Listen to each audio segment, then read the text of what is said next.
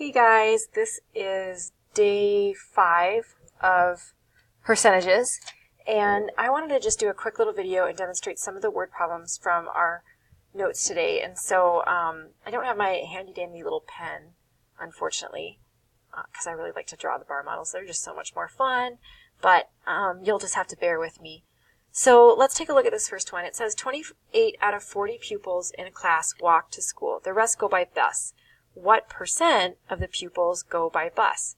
So we need to first just figure out how many students go by bus, right? So if we subtract 28 from 40, the difference is going to give us 12.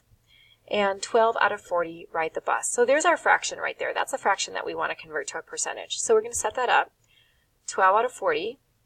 And then we're going to multiply it by 100 over 1. I'm using method 2 to convert this to a percent. And if I do all of the math there, I'm going to get, I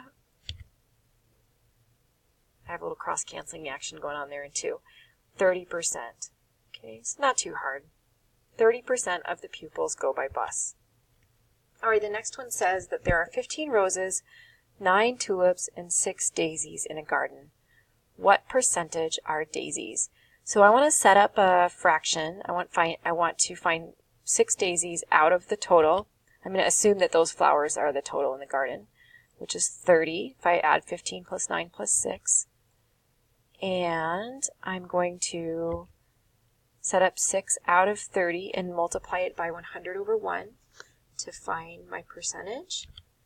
And if I cross cancel and divide the 30 by 10 and the 100 by 10, I'm going to get 6 over 3 times 10 over 1, so that gives me 60 over 3, which is going to give me 20%. So 20% of the flowers are daisies. All right, the next one says that Mark had some money. He spent $120 on a bike and had $30 left. What percentage of his money did he spend on the bike?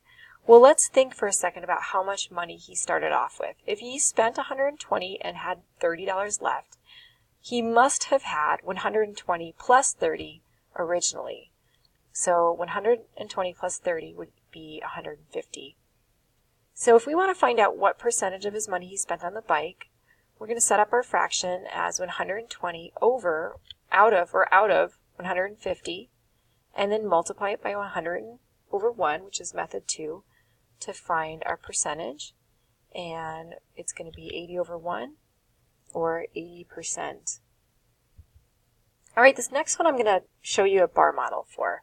And actually today in class I probably showed you bar models for those previous 3 word problems, but I'm not doing that on my video because I don't have my pen and I don't have the bar model already set up.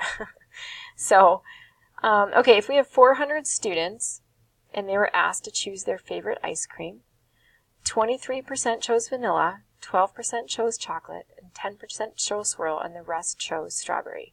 How many students chose strawberry as their favorite?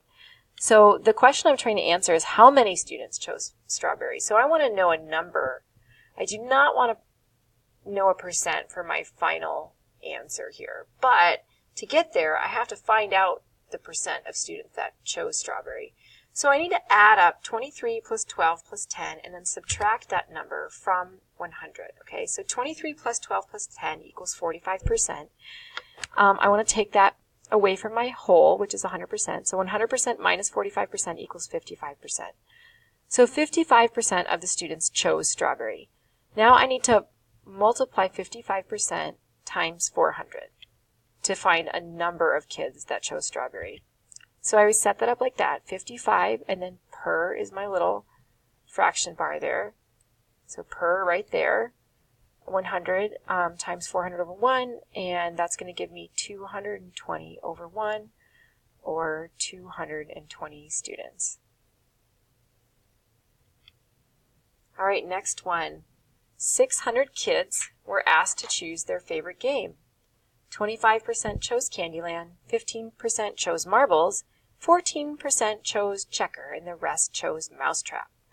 How many students chose mousetrap as their favorite game? This was a Toyo in class, but you set up a bar model and it looked like that. We filled in 25% for Candyland, 15% for marbles, 14% for checkers, and we needed to find out this percentage right here. So we added 25 plus 15 plus 14, we got 54%. Then we subtracted that from 100%, and we got 46%. We are trying to find out a quantity, though, aren't we? So we don't want to know the percentage as our final thing. We want to know what 46% of 600 is. So we're going to set that up. 46% of 600 students. And if we do that multiplication, we'd probably cross-cancel the 2 zeros here on the 100 and the 2 zeros up here on the 600, and we would have 46 times 6, which would give us 276. And that's how many kids chose Mousetrap as their favorite game. All right, the last word problem in this lesson was this. There are 500 people at school. 30% were boys, 35% were girls, and the rest were staff. How many staff were there? So, let's see. Let's set up our bar model. We've got 30% boys, 35% girls. This number here, the boys plus the girls, represent the students. This question mark percentage represents the staff. So we need to add up the students, 30% plus 35%, which gives us 65%. We need to take that away from our whole, so 100% minus 65%. If we do that math, we would get 35%. That represents the percentage of the total that are staff. Our total people are 500, right? We want to find out what 35% of 500 equals. So let's set that up. 35% times 500. Let's cross-cancel those zeros. So right here, and we're left with 35 times 5, which equals 175 over 1. So there are 175 staff members. Okay, you guys, that's just a quick little video. Hopefully that helped you with some of the word problems. Your homework for tonight was workbook exercise 17. And you will notice that number 1 on your homework looks a lot like number 2 on your notes. Numbers 2 and 3 on your homework look a lot like number 3 on these notes. And number 4 on your homework looks a lot like number 4 on these notes. So hopefully that gives you a leg up for what you're trying to do at home. All right.